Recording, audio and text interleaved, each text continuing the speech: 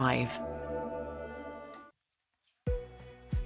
With the budget just 8 days away, Reform and the Conservatives say the government should cut spending instead of raising taxes.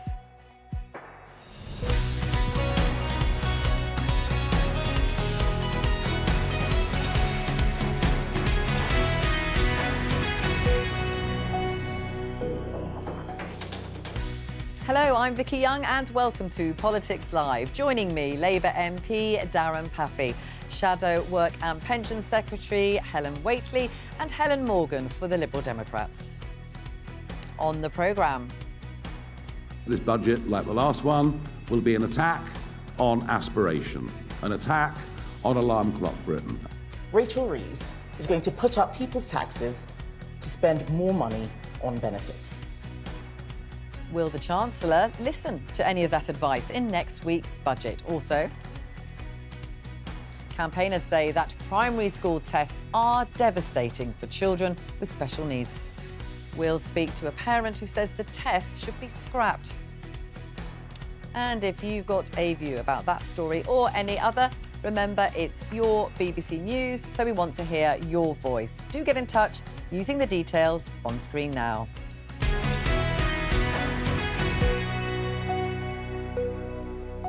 Well, the budget is fast approaching and there is plenty of advice for Rachel Reeves. Let's start by listening to the leader of the Conservatives, Kemi Badenoch. Just a few months ago, Rachel Reeves was saying she couldn't afford to scrap the two-child benefit cap. Now it looks like it's becoming her latest U-turn. So far from bringing down the welfare bill, she's going to add another £3.5 billion to it. That's £8.5 billion she's going to have to find next week in taxes. More taxes to pay for more welfare spending. We need to call this out for what it is. Labour are raising taxes to pay for Keir Starmer's weakness on welfare. And the leader of Reform UK, Nigel Farage, was also making a speech in Westminster this morning. This is what he had to say. This budget, like the last one, will be an attack on aspiration, an attack on alarm clock Britain, an attack on those who get up in the morning. This budget will do nothing for the 5.6 million very brave men and women who act as sole traders or run their own businesses, without which the British economy, frankly, would grind to a halt. And I think we can say with some confidence that this budget will be very, very good for those who don't want to work and want to live on benefits, which is very different to a civilised society looking after those that are unable to look after themselves. Well, Reform UK's Head of Policy, Zia Youssef, joins us now. Thanks for coming into the studio. Just lay out, I think you want to make £25 billion worth of savings for this year. How would you do it? Yep, so we've laid out £25 billion worth of savings, which Rachel Reeves could enact immediately in her budget, which would fill the black hole that she has created for herself and negate the need for tax rises on people watching this programme. So, number one, we're talking about dramatically reducing the foreign aid budget for the time being until the state finances are restored. So that would be a hard cap of £1 billion per year. That would still ring-fence our commitments to Ukraine and to international organisations, keep our seat at the UN and the IMF. Number two, we would end welfare payments, specifically universal credit, to foreign nationals, including EU nationals who are here in the UK. The two measures I've just spoken of, between them, would save £16 billion this year alone, and that compounds across time. Then we can also talk about the immigration health surcharge. So this is an amount of money, it's basically a fee, an annual fee, that foreign nationals who are on certain types of visas pay to access the NHS. The Home Office, the government's own impact assessment on that a couple of years ago, it was the Tories who agreed to this. They stated very clearly that the per capita, i.e. the per person per year cost of the NHS is £2,700, and inexplicably, the Tory government at the time agreed to a 62% reduced rate for foreign nationals to be able to access it. So by implementing a charge for using the NHS in line with the actual cost of usage would raise another 5 billion. Then there's a couple of other measures, are reforms to PIP, for example, around low-level anxiety treatments, which we've already announced, and the deportation of foreign nationals in our jails. That gets you to £25 billion by prioritising British citizens. OK, so let's just pick up on the new one there, which is about EU citizens claiming welfare. I mean, under the Brexit deal, that's not allowed, is it? At the time, so what would you do? So what we would do is we would renegotiate this with the European Union. It's more than reasonable to do it. So in 2015, there were 4 times as many EU nationals in the UK claiming benefits than the other way around, right? i.e. UK nationals in the European Union. Since that time, the number of EU nationals in the UK claiming welfare, specifically universal credit, which is the only place where the government actually publishes data on this stuff, has grown 7-fold. The number of foreign nationals claiming universal credit has gone from 950,000 3.5 years ago I just to want to step in 1.3 because million I've got a today. couple of questions. So about the 7-fold increase, it's very hard to find the numbers on that. Have you got the actual numbers on that? We've tried to find them and it doesn't seem to be the case. Those numbers are absolutely published by the government. It's one of the only places where the government actually publishes data. So that number has increased 7-fold. So you're saying it's about 700,000 claiming it now? There's 250,000 EU nationals currently claiming, EU people with settled status from the European Union claiming welfare in the UK. That's on the government OK, website. right, well, we'll try and dig those out. So when it comes, there will be a reaction from the EU. You know that. We've seen negotiations before. They will say this is against the agreement. There could well be retaliation of some kind, which could make everyone poorer. Well, that's what a negotiation is. And the fact Why of the matter... Are you so sure that they will listen The fact to you? of the matter is this. Well, what's the alternative? We just accept that right now 1 in 6 people claiming universal credit in this country are foreign nationals, the majority of whom are EU nationals. So what's the alternative? We allow that number to become 2 million, 3 million, 4 million. We have 3 trillion of national debt. And when we talk about difficult decisions needing to be made, what Reform are saying is we're going to ask foreign nationals to bear the brunt of that and not British citizens. OK, stay with us. Darren, are you going to listen to any of this advice from Reform UK? Well, we're in that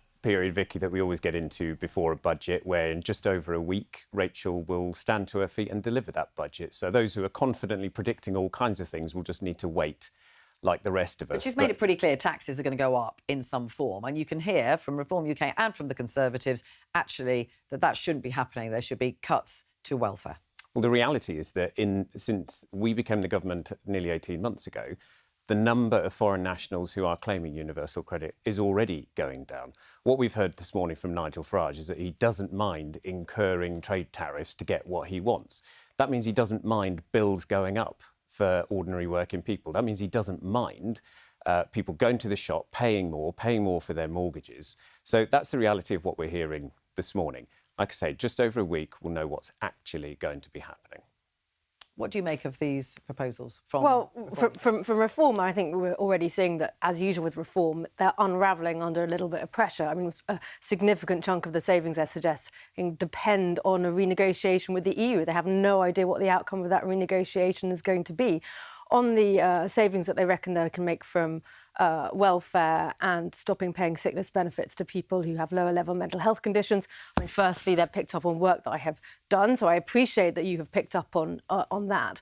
But actually, I can see that they've chosen the absolute top level of the figure, the estimates for the savings you can make, and then rounded that number up. So the problem is, I think, the more you get into the numbers, they're going to unravel. Actually, they're also not ambitious enough. Now, we've identified £47 billion worth of savings. We've been doing really hard work on that because we know that our economy needs to start looking very different. We need to have very different choices. We need to make savings on public spending. We shouldn't be spending more on welfare. We shouldn't, as Reform is suggesting, be lifting the 2-child benefit cap, spending more for people on benefits to have more children. We shouldn't be doing that. Get public spending under control, cut the deficit, cut taxes, grow the economy. That's a Conservative approach. Helen Morgan, just on the idea of cutting welfare for EU citizens, what do you think of that?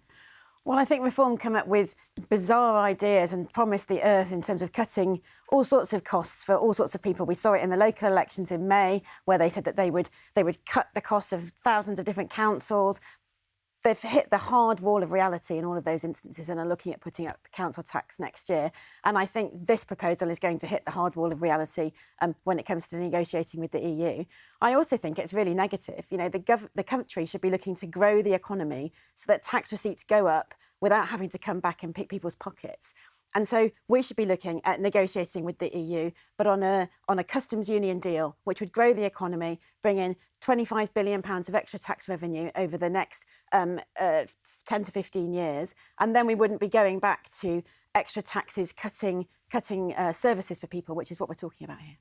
Zia, just answer I'm sure you don't want to do anything about the customs union, but in terms of the accusation there that actually, look, we do know what will happen, that the EU will not accept this, and that will mean a cost for everybody. Well, of course the Tories would say that. They're the ones who took state spending as a percentage of GDP up to close to Soviet Union levels, right? They're the ones who tripled the national debt. They're the ones who took the tax burden, tax as a percentage of GDP in this country to the highest level since World War II, and left public services on the brink of collapse. So that's just a total clown show. In terms of what we're saying, yes, of course we have to negotiate with the European Union. As I said, back in 2015, there were 4 times, and it was the Tories, of course, who negotiated this appalling withdrawal agreement. There were 4 times as many European Union citizens inside the UK claiming welfare as the other way around. And since that time, the number of EU citizens in the UK claiming welfare has ballooned 7-fold. Okay, let me just so the only alternative, so here's the point, we have a choice. We either do nothing and allow that 1.3 million to become 2 million and 2.5 million. Again, it's gone from 950,000 to 1.3 million people, foreign nationals claiming welfare in this country in 3.5 years. It is the fastest growing line item in the welfare budget. The reason why the Tories don't like talking about it is because they're the ones who created the problem. Let Helen answer that. Yeah, not at all. And I know, so it was only a few weeks ago that you announced your policy on foreign nationals. I know, again, borrowing some work that we had done, but were rather taken by surprise because you didn't know about the situation that the largest number of people were people with EU settled status. And literally almost live on air, we're having to handle questions between you and Nigel. Nonsense. Well, I was watching the press conference. We were talking about the Boris wave, which are people on No. ILR. So I'm sorry, what you've just said is factually incorrect. I watched your press conference and you were literally saying, oh, well, kind of, we'll have to go and renegotiate that with the EU. No, because we were talking about the Boris wave, which we haven't even talked about here, which is hundreds of billions of pounds of a liability created by Boris Johnson, a Tory Prime Minister. I watched the press conferences when you were announcing that you were going to stop giving benefits to people who were for non-UK nationals. And I can't remember if it was you or Nigel, but taken by surprise by the fact that the large numbers were people with EU settled status. OK, good. You've at least identified and understood the figures now. But the fact is, the savings that you're claiming to make are based on a renegotiation with the EU, and you've no idea how that renegotiation will go. That's why, as part of our £23 billion worth of welfare savings, we know how we can achieve that, including, for instance, I've said that we won't keep giving benefits to so many people who are not British, but specifically people who have indefinite leave to remain and limited leave to remain. So I know the numbers in my figures are ones that I can be confident of achieving. And that's the difference between your numbers, which are just, a hope and a wing and a prayer, and our numbers, which have been really worked out. So, just to be clear, it was the Tory government, your government, that created this insane situation. We have more people out of work on welfare than at any point in the history of this country. You tripled the national debt. It was Boris Johnson that allowed... Now you're just going on a riff about a whole load of other stuff. Do not interrupt each other. Please do not interrupt each other. It's not relevant to the question. How people like you have the gall to come here No. and speak to the British people about you being about Hold on, living within You've your gone means completely and off topic welfare. because you clearly can't answer the accusation. Yeah, but he's not answering the accusation. He's just talking about some Let other him stuff. answer the accusation. You're claiming that we didn't know our numbers, yet you can't even remember who was the person answering the questions. Yeah, because I Clearly, your was recollection focusing on the is content. incredibly I was hazy because I'm focusing on the afraid you're content simply of what was not said. telling the truth. No. And here's the reality. The Boris Johnson brought in millions of people from non-EU countries, most of whom do not work and never will work. That, according to a Tory-aligned think tank, the CPS, will cost £230 billion to the British taxpayer. That is one issue. Let me just finish. That is one issue. We can also talk about the current situation, because the ILR situation for the Boris This is indefinite leave to remain. That hasn't yet hit the numbers, and you're deliberately conflating those two issues. Right, Zia, we have to let her answer what you have said. This year's numbers. Look, I'm sorry. And so I was focusing on the content of what was being said. So between you and Nigel, which one it was, the point was, I watched that press conference, I saw what was being, and I saw that you did not know your figures. And you've just used this point that I've made, rather than defending your figures and sticking up for them. How many foreign nationals are currently claiming universal credit in this country? Hold on, you're Zia, claiming you're I don't just know my talking over numbers. me again. Zia, you are talking over me again. Should I just keep talking? I'm going to stop him. Helen, could you so please How many foreign nationals are claiming universal credit? please? So I'm not here to answer Zia's questions. No, but I did make an accusation. I want to ask you about your question. Please. Okay. You have accepted that immigration is too high. So what do you say about this, that people here have come here and they are claiming benefits, many of them, and that number is rising? So yes, and that's why we have set out as part of our policies how we would say that people who have got indefinite leave to remain and limited leave to remain, those specific categories, should not continue to receive benefits, either universal credit or indeed sickness benefits. So it's a very clear policy. On top of that, I just wanted to say that. So that stacks up to our £23 billion worth of savings. We're determined to bring the benefits bill under control. And say Zia was just he did not answer proper questions about his figures. Are currently claiming welfare. I'm not here to answer your questions, Zia. Okay? I want to bring Darren here. You accuse us of not knowing our numbers. You have no idea what you're talking about. You should be defending your figures. The government are here as well. In terms of cutting the welfare bill, you were one of those who didn't want to see any cuts to personal independence payments and welfare. What I wanted to see was welfare reforms that work. What we needed first, and what we are starting to see, is people getting healthier so that they're in a place to be able to work. So we know that waiting lists are down. We know that people are getting ambulances quicker. We know that therapies are coming quicker. Then we need to reform the job centres completely so they're actually getting people into work. So that work, again, is going on. So rather than the opposition parties fighting like rats in a sack, what the government is getting on with doing is not picking off people that we want to make scapegoats. It's about saying we need to grow the economy for everyone. Yeah, but we need to reform welfare for everyone. There's no savings that can be made in the welfare bill. Is that your position? No, of course there are savings that can be made, but not just by simply hacking at the bill. What you've got to do is find the alternative for people, which is work, which is training. And we've made promises that work is already underway around youth unemployment. We've got to get that down. Getting people back into work by getting them in a position to be able to work. You do think there will be cuts to the welfare bill, do you? Well, the welfare bill will come down as people don't need to claim it. It's not projected to come down, is it? What it will do is there will always be people who have that need, and that's who we wanted to ensure that will be protected. Number. And that's what the Timms review will do. They'll work with people on PIP, with people who have disabilities and their organisations to make sure that what comes is not just a punitive set of measures. It's actually about a long-term plan that will get people the support they need, but also those who can work will be able to work. That's perfectly fair, and it's what most people want. I mean, taxes look like they are going to go up next week. Do you think that is the right approach at this point? Or do you think there should be savings made in spending, particularly the welfare bill? Well, as I've just said, I think we need to have a path to growth, and I don't see that at the moment. I see the jobs tax, which is putting millions of SMEs off from hiring. We can see people, really struggling to make ends meet, so we don't want to see personal taxes going up. But inevitably, in order to deal with some of the fundamental problems, like lots of people being too ill to work, for example, we need to see some investments in those schemes. So I think taxes will go up. We've been very clear with the government that we don't think that we should be putting taxes on businesses, that we should be cutting VAT, for example, for hospitality businesses so that people can afford to go out and enjoy life and that those businesses can afford to hire. We think that we should be cutting levies on people's energy bills so that they've got a little bit more money in their pockets. And we think that in the short term, where we need to go to provide the additional revenue for public services, and particularly the health service, is a tax on the banks, which we've explained at some length, on the windfall profits of banks since quantitative easing. Yeah, we'll come to that in a minute. Zia, can we talk about the area where actually you want to spend a bit more on welfare? Quite a lot more, potentially, which is the two-child benefit cap. And just to be clear, this is where families can only claim at the moment universal credit for their first two children. The cost of reversing that is over £3.5 billion. You have set some conditions on that, haven't you? Why do you think that is a welfare bill that should go up? Yeah, so very specifically, Nigel's been clear that we are only talking about it being lifted for British nationals who are in work, right? So the cost will be far lower than £3.5 billion. We think it will be less than £1 billion. And here's the reason, because for British nationals, we want to prioritise them. Our fertility rate in this country is 1.4, well below the rate of replacement. And here's the point about the announcements we made today. Unlike the Tories and this current Labour government, who are basically unwilling to ask foreign nationals to bear the brunt of the difficult decisions that governments need to make. We are going to ask foreign nationals if you don't mind, please, just about this particular policy, the two-child benefit cap. So you've said that both parents need to be working full-time.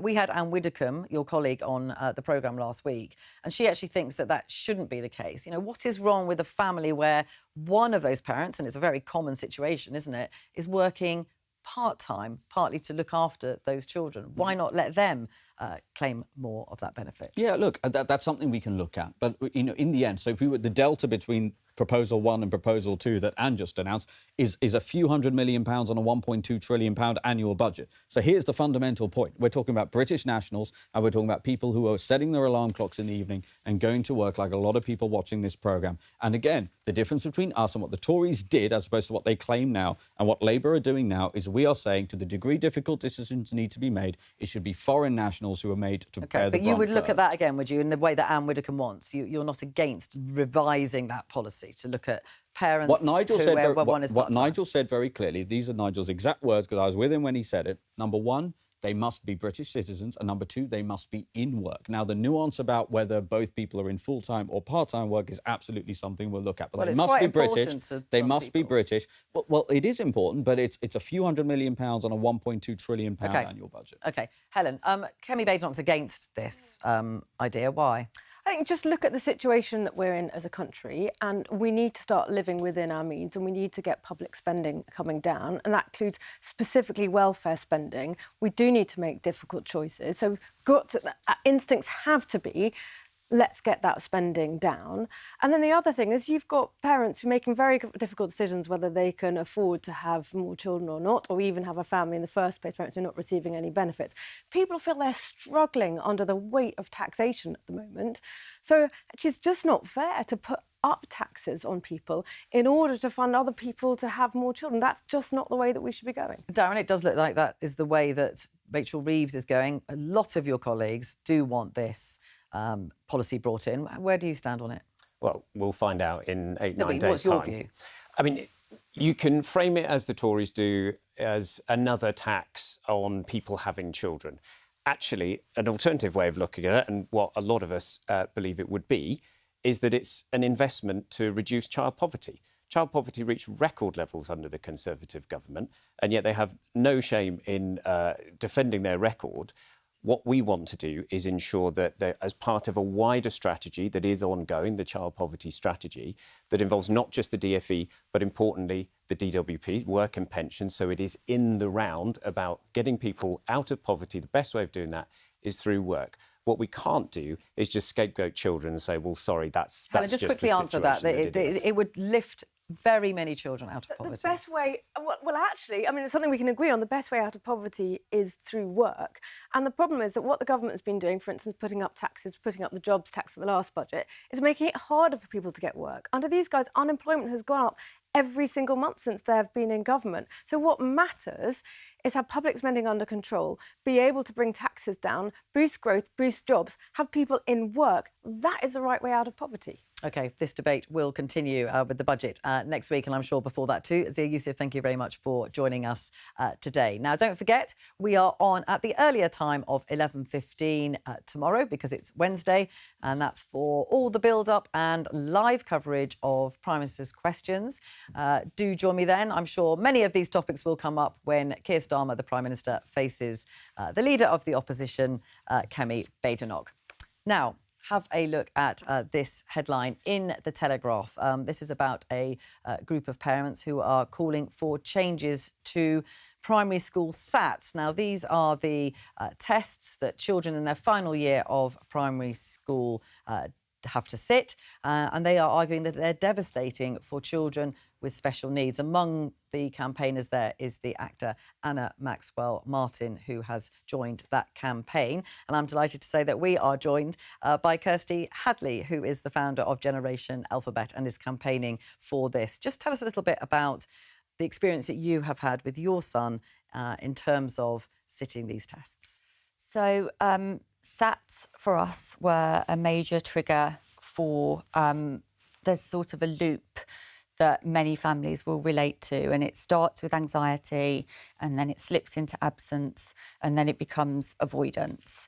And once you enter this loop, it's really hard to get your child back into the education system. So just tell us about your son, what he has special educational needs. Yeah, he's autistic, ADHD, with OCD as well. Yeah. And so the build-up to sitting these tests, how was that?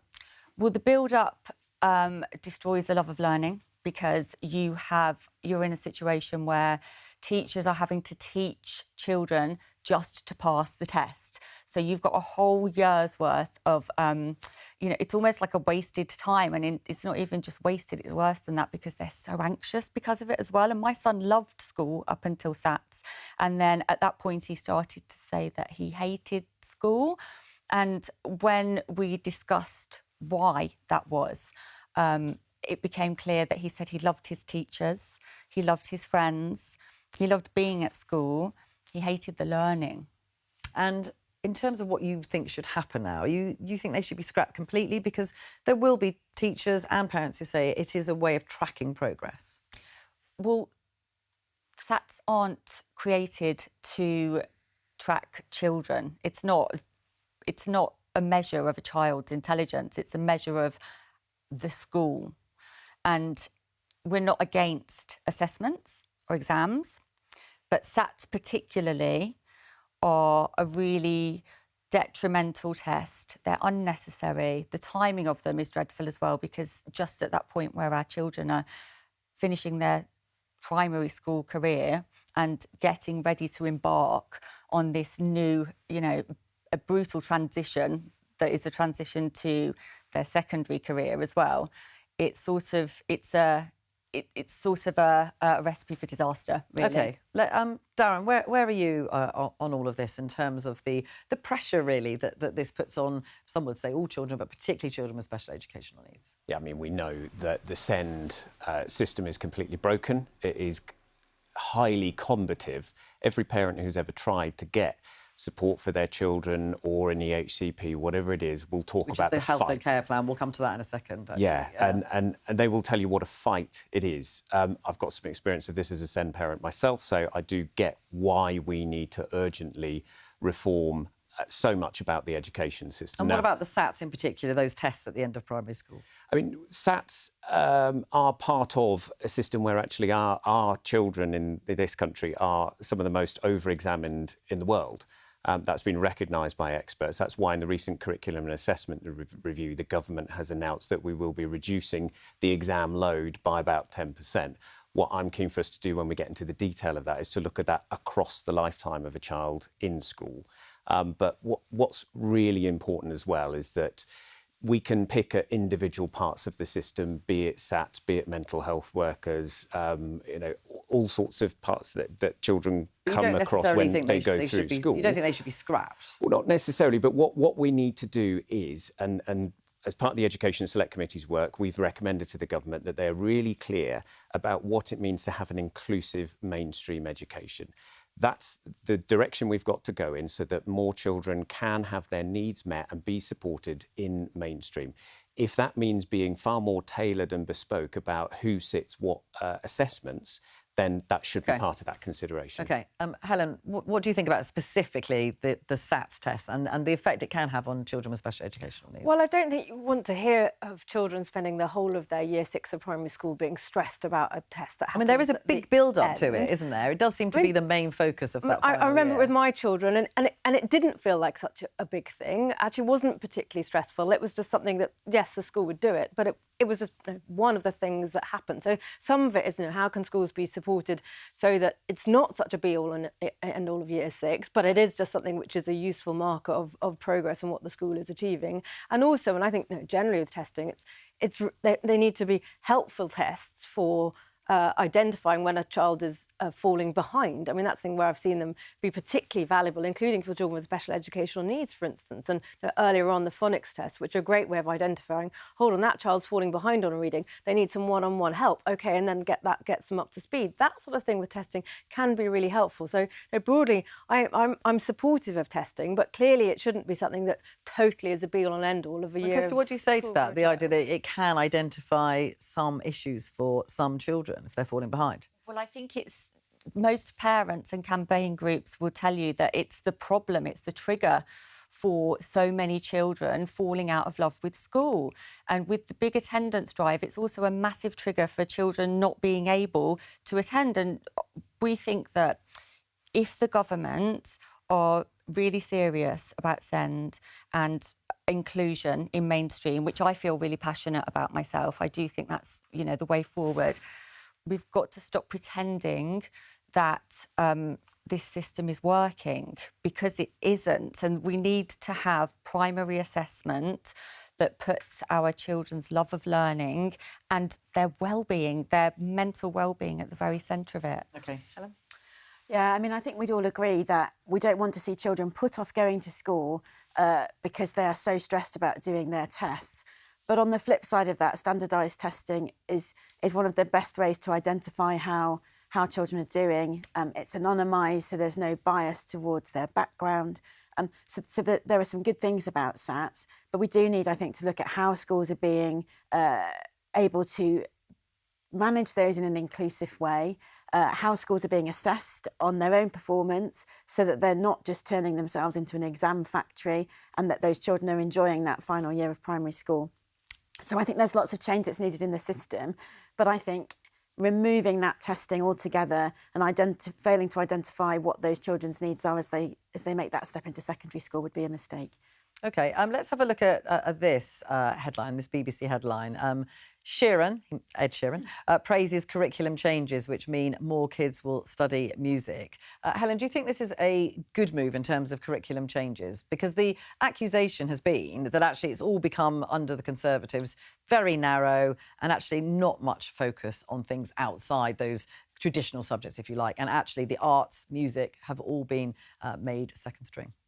Well, I'm proud of the progress that we made for children's standard of reading, writing, maths, those things that we saw British children doing much better by international comparison as a result of the reforms that we made. And as I saw my children benefit from that too. But I also think that extracurricular activity at school is really important, whether it's art, whether it's music, whether it's sport. All of these things really matter for children to become well-rounded, find other things that they love. There are lots of parents who actually say that is being lost and has been lost in the system. In fact, your party said that this kind of thing is lowering standards by these changes to the curriculum. Well, I mean, actually, what I'm hearing from schools right now is they're really struggling financially, for instance, the national insurance rise, things like that. They're really struggling. So now is a time where they're really having to cut back on extracurricular activity, whether it's sport and things like that. And that is because, unfortunately, under this government, they're really being squeezed. Darren, do you think that this is a good move, the changes to the curriculum? Absolutely. I mean, it's what parents have been asking for in the curriculum and assessment review. They said they wanted not just knowledge, but applied knowledge and access to the arts. I mean, we talk about attendance and the fact that we're up in international league tables from a few years ago is pretty cold comfort to Kirsty and many other parents who come to my surgeries and say that actually their kids just hate going to school because it's not. There's been nothing as that hook. I was talking to someone the other day who's exactly talking about a young girl with SEND who stopped attending school. What had made the difference to her was a theatre outreach programme. The dramatic arts, those kind of things were what made the difference between her feeling like, I want to go into school this morning and I'm just not bothered. I mean, that got her back in. That now she can be ambitious about her achievements I heard it a lot, again. parents saying there's no fun in school anymore. I think this is for us looking at, and I'm doing work looking at the problem with young people not in education, training or work, and this problem with the growing number of NEETs who've now hit 1 million. And one of the things is about making sure that older children are actually coming into school, particularly if they're not sort of enthused by doing academic work. And I think there's a real argument of making sure that there are things that children come into that they're going to enjoy, alongside, of course, making sure you have high standards academically. So you don't think this is dumbing down? Because actually Laura Trott, who's your spokeswoman on education, says it's dumbing down the curriculum. I mean, my point is generally about in school you should be able to do extracurricular activity like music and sport and things like that. I guess separate questions to whether it's like specifically with a national curriculum, which I think should be very academically focused. Where are you on this idea of maybe trying to make the curriculum a little bit more diverse?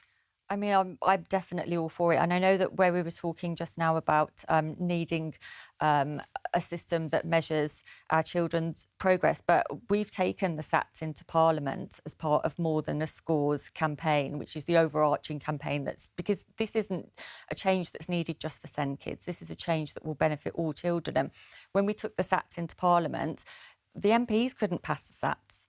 Right? And most adults can't pass SATs. And yet we're expecting 10 and 11-year-olds to pass these tests. And, you know, my child, he was burnt out.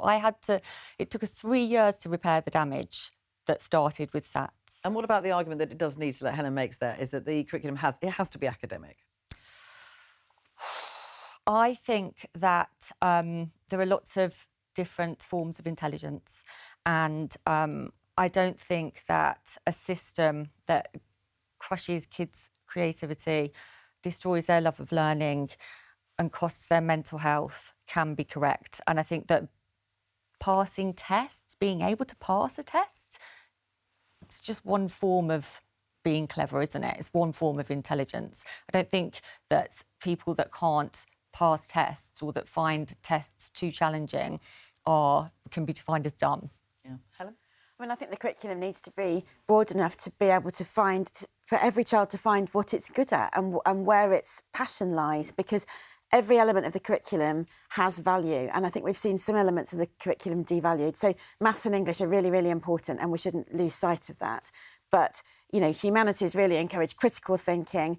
Art subjects cover creativity. You know, we should be looking for each child to find what it's really good at and to be able to flourish in that environment. So I'm not opposed to an increasing amount of arts in the curriculum. I think we need to not pit them against humanities because they're equally important. But a broad start has got to be how we encourage every child to enjoy that school experience and move forward. Kirsty, just final word on this. What's the priority now for your campaign group? Well, the curriculum review barely mentioned primary assessment at all. And instead of listening to parents, which we are really pushing for that to happen, instead of listening to parents and to teachers and also acting on the evidence that these SATs are harming children's mental health, we've seen the government double down, and actually they want more kids to sit more tests and more kids with SEND to sit more tests. So we definitely can't make that happen. Okay. OK, thank you very much indeed, Kirsty Hadley, for coming in from Generation Alphabet. Now, let's talk about energy bills, because the speculation, yes, there's more of it, is that in the budget, Rachel Reeves might try and do something about the high cost of energy. Have a look at this. Annual energy bills predicted to fall by £22 in January. That's the latest, according to the consultancy Cornwall Insight. They also warned that government policy, including green levies, will replace the wholesale prices as the main driver for the higher bills. That's by the spring. Helen, the Liberal Democrats have a policy on all of this. What is it? So we'd like to see the renewable obligation levy removed from electricity bills because it's one of the biggest drivers of increasing electricity bills. But to be clear, that's not removing the actual funding from those renewable obligations. That would be paid for by the other taxes that I spoke of earlier on banks. So, but we need to identify a solution to the fact that people are really, really struggling to make ends meet. The cost of living is causing huge anxiety for people, and electricity bills are too high. So we need to start bringing them down. And have you worked out how much that would save households, how much that would save Yes, so bills? Nesta estimates it's about £96, including the VAT, for an average household consumption. Obviously, that would be more for higher users of electricity. And critically, looking at this particular levy on electricity bills, it helps people in rural areas who might be spending a big chunk of their energy spend on electricity because they don't have gas, and on high users who tend to be from more deprived backgrounds. So it's a really good way of driving down electricity bills for the people who are struggling the most. But it's really important to be clear that we're not talking about removing that funding No, the from green bank energy. levy would pay for that. That's right, yes. OK, Darren, what do you make of that? Well, I mean, we know that we're in this situation because we've spent far too long completely and utterly dependent on fossil fuels and on those who produce them. So we've had Putin's boot on our neck instead of being self-reliant. So we've already taken action to change the laws so that the Conservatives' ban on onshore and offshore wind has gone. Every wind turbine that we can build, every solar panel, every heat pump that we can install is bringing in an energy system where bills will be lower long term. We recognise, however, of course, that in the short term, people are still struggling. That's why we're going to have over 6 million homes this winter who are going to benefit from the warmer homes. But what about this allowance. suggestion that the green levy should be taken off the bill of households and a bank levy could pay for it instead? Well, that's the kind of detail that Rachel will be talking about in a week's time. But in the meantime, there is that support for people with the warm homes discount.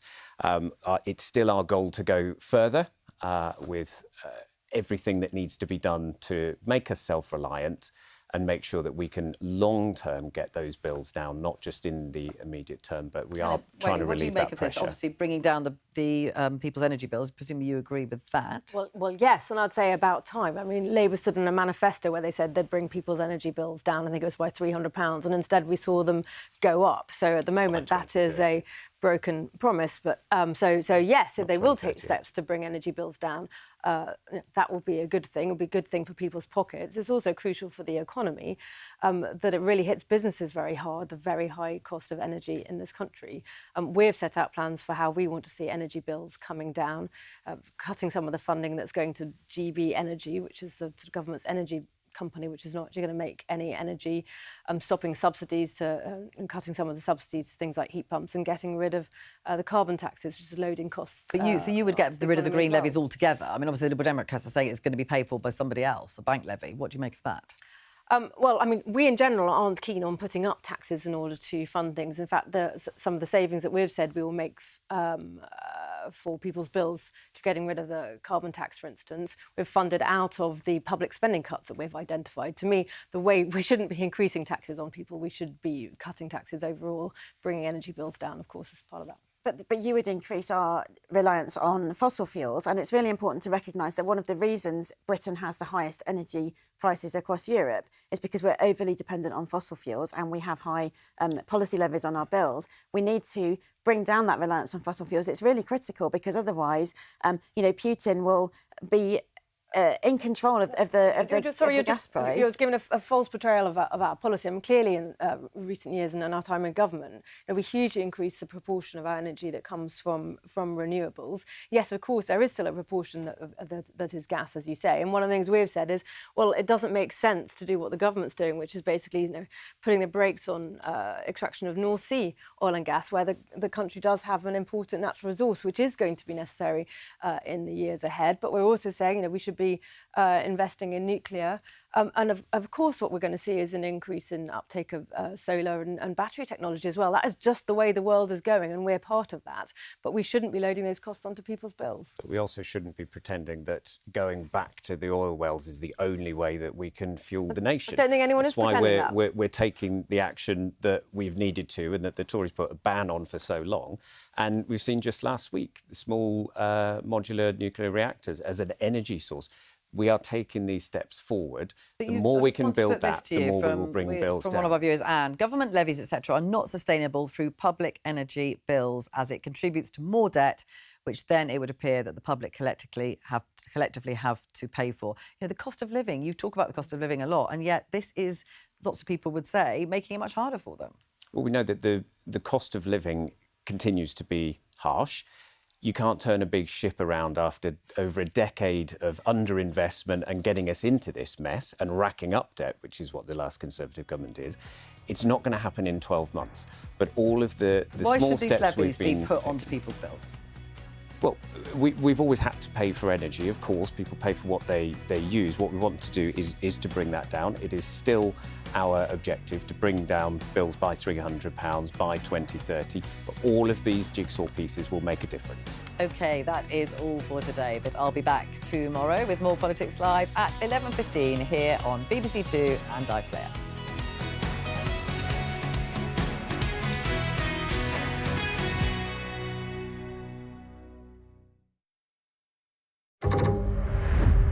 Hello, my love. Can't wait to see both of you.